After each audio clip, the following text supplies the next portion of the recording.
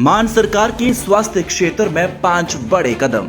आम आदमी क्लिनिक की स्वास्थ्य सेवाएं अब घर बैठे व्हाट्सएप पर उपलब्ध। आम आदमी क्लिनिकों में 107 तरह की मुफ्त दवाइयां। आम आदमी क्लिनिकों में 47 तरह के मुफ्त टेस्ट। आम आदमी क्लिनिकों में एंटी रेबीज का मुफ्त टीका।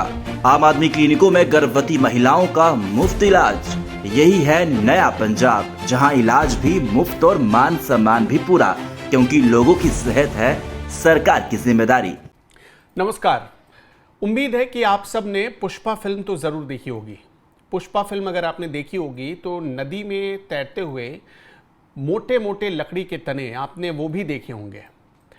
कुछ दिन पहले उसी पुष्पा स्टाइल में लकड़ियाँ तैरती हुई नज़र आई थी हिमाचल प्रदेश के कुल्लू में। जो तस्वीर जब आई भारत में, मतलब लोगों के सामने, तो लोगों ने सवाल उठाना शुरू किया। हिमाचल प्रदेश, ये मत भूलिए कि हिमाचल प्रदेश की जो पहाड़ी लकड़ियाँ होती हैं, वहाँ जो पेड़ पाए जाते हैं, उनकी लकड़ियाँ बहुत कीमती होती हैं। ये कुल्लू की तस्वीरें हैं, तो इन तस्वीरों को आप जहन में याद रखिएगा। जो कहानी हम बताने जा रहे हैं और हिमाचल प्रदेश में कितना बड़ा खेल हो रहा है, हम आपको वो भी बहुत डिटेल में समझाएंगे। इसलिए इन तस्वीरों को याद रखना बहुत ज़रूरी है। कुछ दिनों पहले कुल्लू में इस तरह की जब तस्वीरें आईं तो सरकार पर सवाल उठा, ये लकड़ी के मोटे मोटे गट्ठे कहाँ से आ रहे हैं। ये आप जो देख रहे हैं ये कीमती लकड़ियाँ थीं। जंगलों में जब बाढ़ आई तो अचानक कुल्लू के बंजार और सैंज क्षेत्रों से ये लकड़ियाँ जो काट कर रखी हुई थी वो बहने लगी। कई जगहों पर कई डैम के ये डैम में जाकर इकट्ठा हो गई और ऐसा लग रहा था कि पुष्पा फिल्म की रियल शूटिंग चल रही हो। ये तो चंबा की तस्वीर हो गई। अब हाल में एक और तस्वीर ऐसी ही सामने आई है। अब उस तस्वीर को आपको दिखा देते हैं। वो कुल्लू की तस्वीर थी, अब चंबा की तस्वीर आपको दिखाते हैं। ये चंबा की तस्वीर है, आप जो सामने देख रहे हैं। फिर से हिमाचल प्रदेश बाढ़ की चपेट में है और वहां पर ये जो ब्यास नदी का पानी आप देख रहे हैं, उसमें भी इसी तरह मोटी मोटी लकड़ियां, कीमती लकड़ियां बह रही हैं। अब सवाल ये उठ रहा है कि हिमाचल प्रदेश के जंगलों की लकड़ियां और कीमती लकड़ियां क्या कोई काट कर बेच रहा है? क्या सरकार भी उसका साथ दे रही है? याद करिए, जब कुल्लू से इस तरह की घटना सामने आई थी तब मंत्री ने जांच के आदेश दिए थे।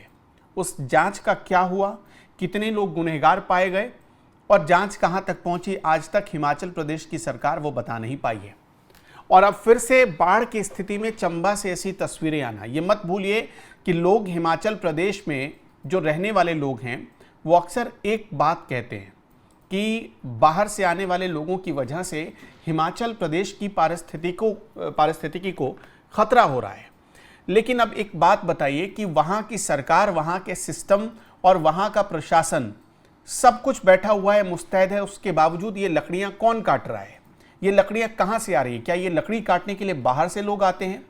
आप तस्वीर देखिए, हिमाचल प्रदेश के जंगलों को कैसे खोखला किया जा रहा है, हिमाचल प्रदेश की पहाड़ियों को कैसे कमजोर किया जा रहा है, ये उसकी कहानी बयां कर रही है। हमने आपको कुल्लू की तस्वीर दिखाई। आप कुल्लू की तस्वीर जब देखेंगे पंडोर डैम में, तब वो लकड़ियां इकट्ठा हो गई थी और पंडोर डैम से जो तस्वीर आई थी उसने पुष्पा फिल्म की याद दिला दी थी। और फिर से वैसी ही तस्वीर अब आई है ये चंबा से। इससे पहले सीआईडी जांच के आदेश दिए गए थे, लेकिन अभी तक किसी की गिरफ्तारी नहीं हुई। मंत्री से पूछा गया, उन्होंने कहा कि ये जंगलों की लकड़ियां हैं, जंगल में जो लकड़ियां टूटकर गिर जाती हैं, जो पेड़ गिर जाते हैं, उनकी ये लकड़ियां हैं। लेकिन क्या इतनी संख्या हो सकती है उनकी? क्या उन लकड़ियों की तादाद इतनी हो सकती है जिससे एक पूरा डैम जाम हो जाए? ये बड़ा गंभीर सवाल खड़ा होता है। यहाँ पर जो आप तस्वीर देख रहे हैं, इस तस्वीर ने फिर से हिमाचल प्रदेश की कांग्रेस सरकार पर सवाल उठाया है। अवैध कटाई के बाद अब क्यों हो रहा है ये सब जो हमने जानकारी जुटाई तो पता चला कि अवैध कटाई के बाद तस्कर लकड़ियों को जंगल में छिपा कर रखते हैं। हिमाचल प्रदेश में लकड़ियों का बड़ा खेल होता है और जो तस्कर होते हैं वो खास तौर पर बरसात के दिनों में, चूंकि नदियां वहाँ उफान पर होती हैं, तो खतरा होता है। लकड़ियां काट कर किसी किनारे पर वो रख देते हैं और सबसे आसान उनके लिए साधन होता है पानी के रास्ते उन लकड़ियों को ठिकाने लगाना, तो इसलिए इनको छिपा कर रखा जाता है। लेकिन तेज़ बारिश, बाढ़ या बादल फटने पर ये लकड़ियां नदियों में आ जाती हैं, फिर बहने लगती हैं और उनकी पोल खुल जाती है। नदियों के जरिए आसानी से इन लकड़ियों को एक जगह से दूसरी जगह पहुंचाया जा सकता है। अभी तक पहुंचाया जाता रहा है। हमने ये भी जानकारी जुटाई कि क्या ये पहली बार इस तरह की तस्वीरें दिख रही हैं। तो पता चला कि कुल्लू में जो जून के महीने में तस्वीरें आई थी, उससे पहले भी हिमाचल प्रदेश की नदियों में ऐसी तस्वीरें देखी गई हैं, लेकिन कभी किसी की नजर नहीं पड़ी। कुल्लू की जो तस्वीरें आई, पंडोर डैम की जो तस्वीरें आई, उसके बाद से लोगों ने इसको सीरियसली लेना शुरू कर दिया और तब हिमाचल प्रदेश के लोगों को समझ में ये बात आई कि कितनी बड़ी तस्करी का खेल चल रहा है। इससे आप समझ लीजिए, कुल्लू, मंडी, कांगड़ा, हमीरपुर के जंगलों में और व्यास सहित अन्य हिमाचली नदियों में बाढ़ के समय बहुत महंगी महंगी लकड़ियां बहकर आ जाती हैं और ये लकड़ियां होती हैं कटाई की, जो तस्करी के लिए लाई जाती हैं। थोड़ा रोकना। हाँ, हेलो जी भाई साहब, कह रहे थे एक लाइव करना था आपसे बिहार के ऊपर। आज नहीं? अच्छा ठीक है। और समय 12:30 बजे सुबह में। सुबह एक्चुअली 10-11 बजे तो हम आते ही हैं ऑफिस, तो 11 बजे। ठीक है। हाँ ठीक है।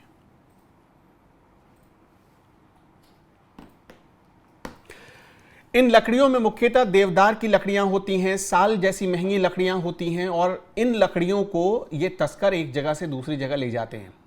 सरकार इसकी अनुमति नहीं देती, लेकिन दिलचस्प है कि सरकार इन लकड़ियों को ढूंढ भी नहीं पाती। अब सोचिए, ये अवैध कटाई की लकड़ियां हैं, लेकिन इन लकड़ियों को कोई पकड़ नहीं पाता। सरकार का ना अधिकारी पकड़ पाता है, ना मंत्री इसके खिलाफ कुछ कर पाते हैं। और हैरानी तो ये है कि अभी पंडोर डैम की घटना को 3-4 महीने भी नहीं बीते हैं, लेकिन उसके बाद फिर से एक ऐसी तस्वीर आ गई। जब भी बादल फटता है, इस तरह की तस्वीरें आने लगी अब हिमाचल प्रदेश से। तो ये बड़ा गंभीर सवाल उठाती है। प्रशासन जांच बिठा देता है, लेकिन जो रसूखदार होते हैं, ये जो लकड़ी तस्कर होते हैं, ये बड़े रसूखदार लोग होते हैं। इनके बारे में एक जानकारी मिलती है कि ये लोग बहुत अंदर तक इनकी पहुंच होती है सरकारों के भीतर, तो इसका ये फ़ायदा उठाते हैं, इसलिए इनके खिलाफ कोई कार्रवाई होती नहीं है। अब ये लकड़ियाँ जो हिमाचल प्रदेश के लोगों के इस्तेमाल में लाई जा सकती थी, या जिन जंगलों को काटा गया होगा उससे हिमाचल प्रदेश को नुकसान हुआ, उसका जवाब कौन देगा? इन लकड़ियों को हिमाचल प्रदेश से काटकर बगल के राज्य पंजाब में बेच दिया जाता है, फिर दिल्ली ले जाया जाता है, फिर हरियाणा में बेच दिया जाता है और औने पौने दाम में इनकी जो असली कीमत है, उस कीमत से औने पौने दाम में इनको बेच दिया जाता है। और उसके बाद इन्हीं लकड़ियों को आप जब देखेंगे तो आपके घर में जो फर्नीचर आप बाजार से खरीदते हैं, इन्हीं लकड़ियों से वो फर्नीचर तैयार किया जाता है। हिमाचल प्रदेश से ज़्यादातर लकड़ियाँ आती हैं दिल्ली, हरियाणा और पंजाब में, जिनसे फर्नीचर तैयार हो रहा है। और ये लकड़ियाँ कोई लीगल रूप से नहीं आती हैं, सरकार ने कोई लाइसेंस नहीं दे रखा है। मतलब करोड़ों पेड़ काट दिए गए, हर दिन हजारों सैकड़ों पेड़ काटे जा रहे हैं हिमाचल प्रदेश में। और जो बाढ़ में कटाव की आप नौबत देख रहे हैं ना, अभी चंबा में कई जगहों पर कई मकान जमींदोज हो गए बाढ़ के पानी में। तो इस हिसाब से जब आप देखेंगे, ब्यास नदी उफान पर है, उसने कई मकानों को ले लिया है, सिर्फ इस वजह से कि पहाड़ और पहाड़ के ऊपर जो पेड़ हैं उनको काटा गया, बेतहाशा काटा गया। खनन की इतनी खुली छूट मिली हुई है, सरकार का कोई ऐसा मॉनिटरिंग सिस्टम नहीं है जिससे उन लोगों को पकड़ा जा सके जो ये सब काम कर रहे हैं अवैध रूप से, जिसका खामियाजा वहाँ के लोग भुगत रहे हैं, हिमाचल प्रदेश के लोग भुगत रहे हैं। अभी आप पता कर लीजिए चंबा में कितने लोगों को नुकसान पहुंचा है। लेकिन जिन पेड़ों की वजह से पहाड़ मजबूत होते हैं, उनका पहाड़ों को एक तरीके से सहारा मिलता है, उन पेड़ों को काट दिया जाता है, पहाड़ कमज़ोर हो जाते हैं, पहाड़ टूट जाते हैं, पहाड़ खिसकने लगते हैं। तो ये सारी चीज़ें हो रही हैं हिमाचल प्रदेश में। लेकिन अफसोस की बात है कि वहाँ की कांग्रेस सरकार पिछले मामले में भी अभी तक कोई निष्कर्ष नहीं निकाल पाई। अब सोचिए, जून महीने की वो घटना है, अभी तक कोई निष्कर्ष नहीं निकला। 25 जून, अगर मैं गलत नहीं हूँ, 25 जून 2025 को तस्वीरें आई थी पंडोर डैम में लकड़ियों के तैरने की। मैंने आपको बताया ये देवदार की लकड़ियाँ होती हैं, ये साल की लकड़ियाँ होती हैं। इन लकड़ियों की कीमत बाज़ार में हज़ारों में है, इसके बावजूद सरकार ध्यान नहीं दे रही। और इससे नुकसान आम लोगों का तो हो ही रहा है, हिमाचल प्रदेश के लोगों का तो हो ही रहा है। हिमाचल प्रदेश की पारिस्थितिकी को बहुत नुकसान पहुंच रहा है, इकोसिस्टम को बहुत बड़ा इसका संकट झेलना पड़ रहा है। और बाढ़ के बाद कटाव, ये इसका एक दुष्परिणाम है। आप क्या कहना चाहते हैं इस पर, हमें कमेंट में ज़रूर बताइएगा।